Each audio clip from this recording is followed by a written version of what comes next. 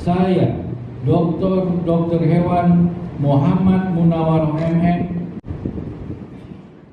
Ketua Perhimpunan Dokter Hewan Indonesia atau PDHI Cabang Aceh Nurdiansyah Alasta periode 2023-2027 resmi dilantik oleh Ketua Umum PB PDHI Muhammad Munawwaroh.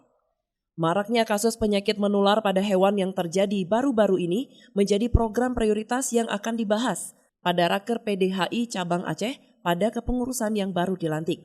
Ketua Umum PB PDHI Muhammad Munawwaroh mengatakan, penyakit-penyakit pada hewan saat ini trennya bukan menurun, malah semakin meningkat.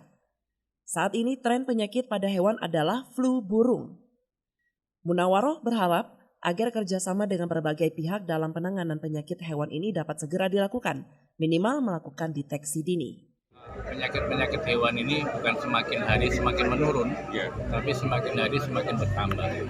Khususnya kemarin kita sudah kena penyakit ASF yang menyerang babi, kemudian penyakit PMK yang menyerang pada sapi, dan yang terakhir adalah LSD. Dan mulai tahun ini kita akan ada kasus lagi yang namanya penyakit flu burung. Penyakit flu burung ini dengan tipe subtipe yang berbeda, yang sekarang adalah H5N1 dan H7. Ini juga perlu diwaspadai. Apa yang harus dilakukan pemerintah adalah segera lakukan yang namanya deteksi awal. Sebenarnya flu burung ini juga bisa menggunakan rapid test, di mana begitu ada ayam-ayam mati dalam jumlah banyak, kita harus sudah mulai curiga bahwa itu penyebabnya kemungkinan adalah flu burung.